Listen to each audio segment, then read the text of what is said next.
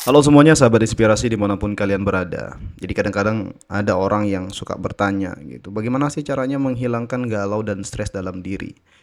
Ini sebenarnya masalah semua orang teman-teman. Jadi lu mau nanya kemanapun ya, masalah galau, masalah stres itu pasti akan ketemu di mana-mana ya. Sekarang kalian tanya ke saya gitu, gimana caranya menghilangkan stres galau? Ya kadang-kadang kita sebagai manusia juga kita pernah stres, nggak ada yang sempurna.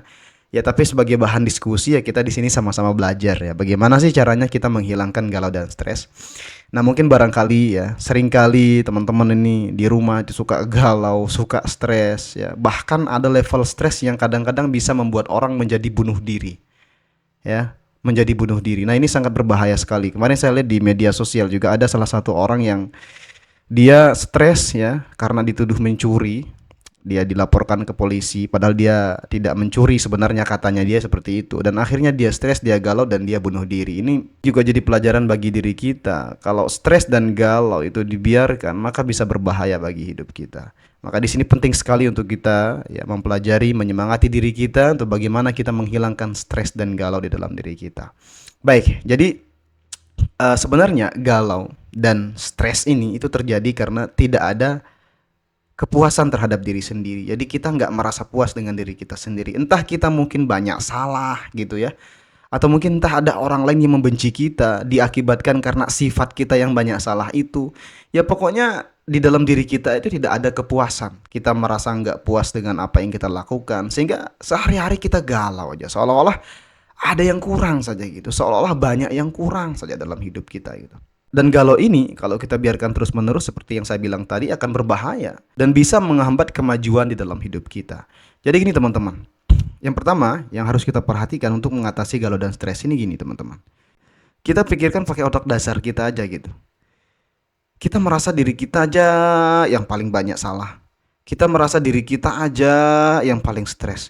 Kita merasa diri kita aja yang paling galau gitu. Seolah-olah di dunia ini nggak ada orang yang galau selain diri kita gitu. Dunia ini isinya nggak kita aja gitu, banyak orang lain dan juga punya masalah berbeda-beda, nggak sama dengan masalah kita. Tentunya mereka juga punya masalah masing-masing dan bisa jadi masalah orang lain itu jauh lebih besar daripada kita. Lah kita masalah kita dikasih sedikit aja udah galau, udah stres. Bagaimana kita bisa mensyukuri apa yang ada gitu. Jadi sebenarnya sumber masalah kita dalam hidup ini kita kadang-kadang kurang bersyukur teman-teman ya. Kita kurang bersyukur. Kita merasa kurang saja, galau saja gitu. Udah dikasih hidup yang sempurna, badan sempurna, lengkap, tangan ada, kaki ada, mata ada, bisa melihat, mulut ada buat berbicara. Semua dikasih lengkap sama Allah Subhanahu wa taala.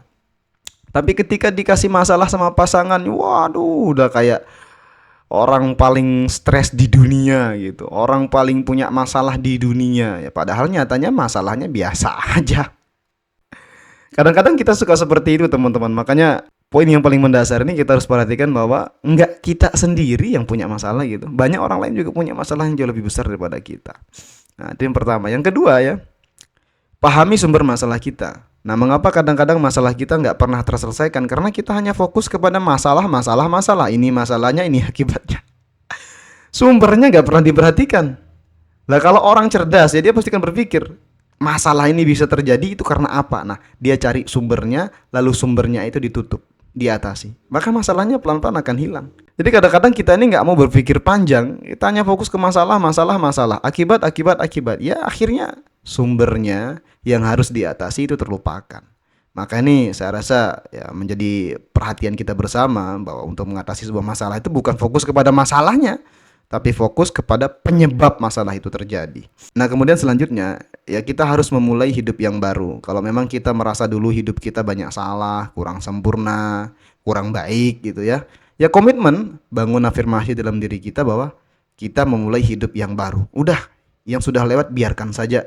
Kita memulai hidup kita yang baru, tata hidup kita yang baru, buka lembaran baru. Maka dengan cara seperti ini ya, sedikit tidak masalah-masalah yang ada dalam diri kita itu bisa teratasi. Dan saya tidak bisa menjamin ya tips ini bisa berfungsi kepada semua orang. Tapi kalau orang memikirkan apa yang saya katakan, ya pasti akan ada perubahan dalam dirinya. Dan ini ilmu yang sangat umum sekali, dasar sekali, tapi kadang-kadang orang nggak mau memperhatikan, nggak mau memikirkannya.